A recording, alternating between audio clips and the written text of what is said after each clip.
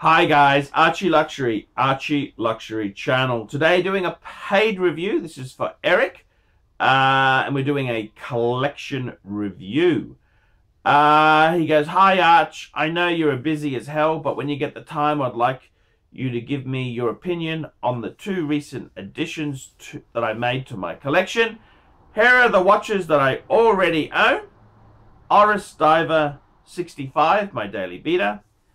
Panerai PAM 292 Black Seal Ceramic, Tudor Black Bay ETA, Seiko 62 MAS reissue, Omega Speedmaster 60th Anniversary CK2915 reissue, Omega Speedmaster First Omega in Space, Omega Speedmaster Professional, Omega Speedmaster Alaska Project."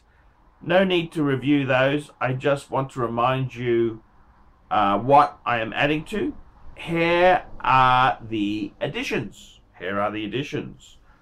Rolex Explorer 1 Polar without lug holes, circa 2009 with box and papers.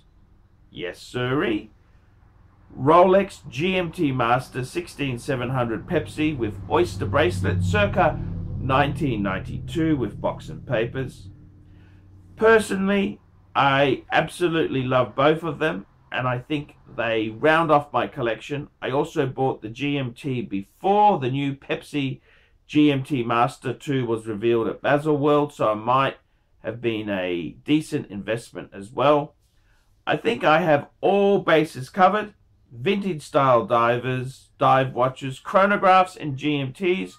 What do you think? Am I missing anything? Off topic, I also have a small car collection. Would you be interested in reviewing them as well? Yes, Eric, I would love to see your motor cars. Best regards, Eric. So, what do I think there? Well, thank you, Eric. And I gotta tell you, I think I remember Eric's review there. I said to him, hey, get a bit of Rolex, get a bit of backbound, bit of foundation work. I gotta tell you, the Omega Speedmasters, they are some really, he's a Speedmaster nut, and I quite get it. Speedmaster is probably the most iconic sports watch of all time.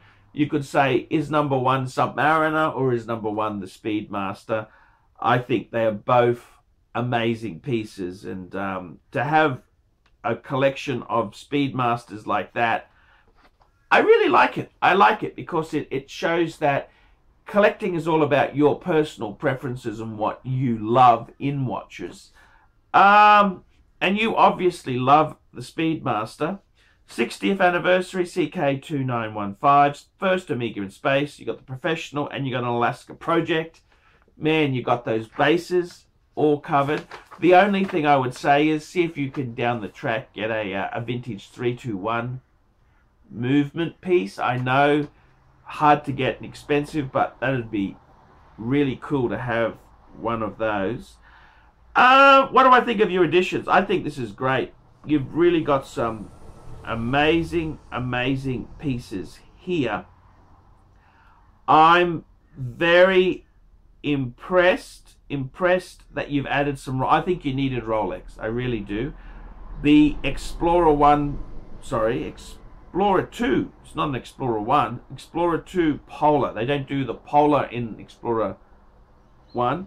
That's a great watch. I've got a similar vintage. I've got the no holes case Explorer 2, the solid end links. I reckon the solid end links are cool. That's a great watch. You've also got the GMT Pepsi. Man, you are laughing all the way to the bank with that. Circa 1992.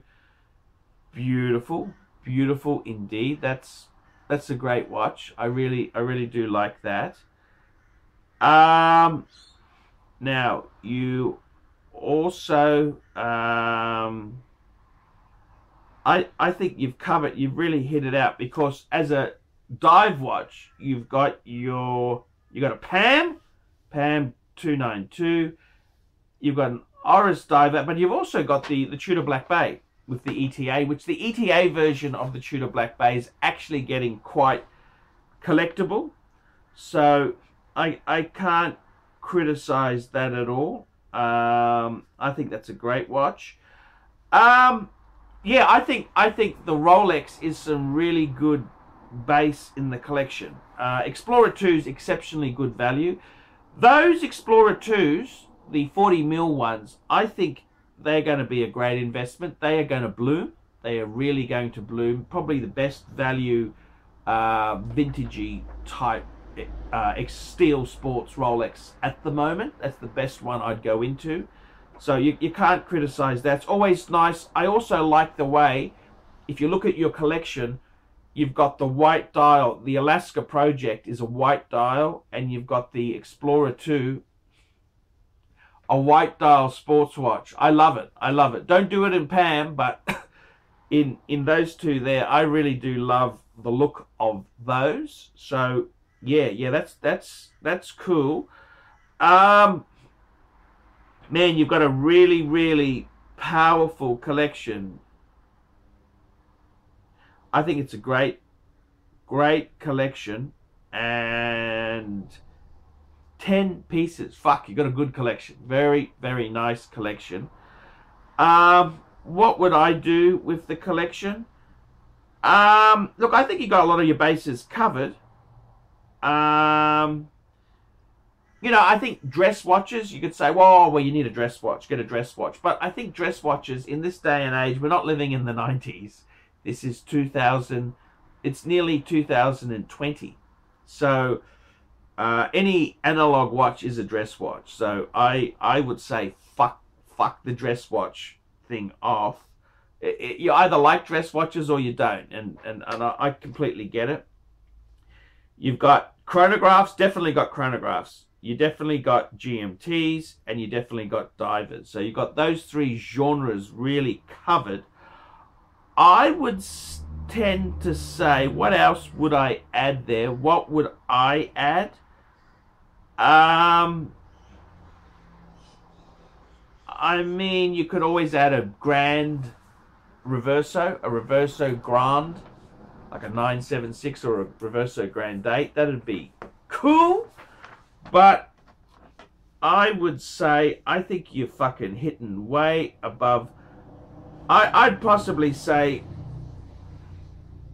the Oris and the Seiko are the weak links.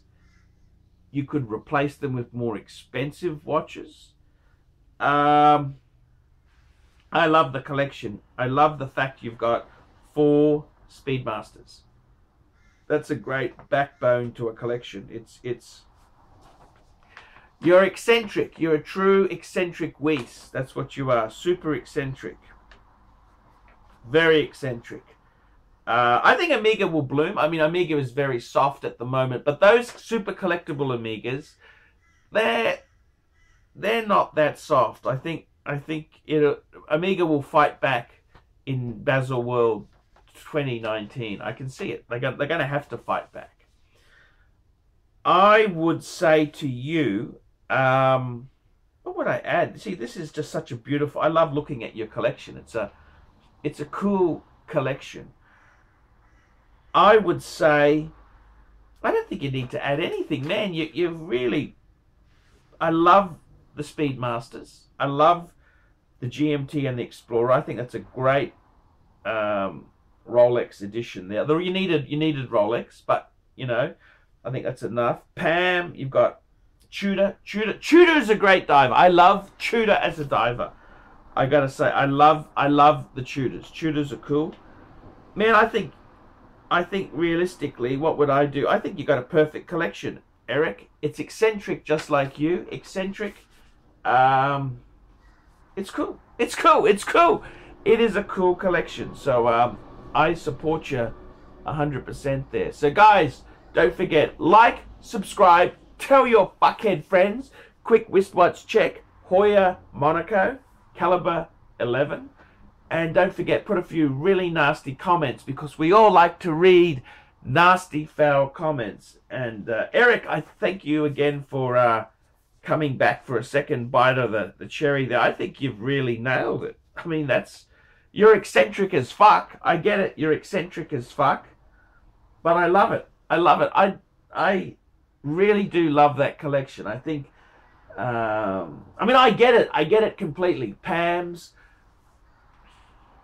maybe some sort of IWC in there. You're sort of so quirky. Maybe some obscure IWC reference would be really cool, because I can see the attention to detail. Maybe that is the only suggestion there. I'm Archie Luxury. Tell me what you fuckers think. Let me know, fuckers.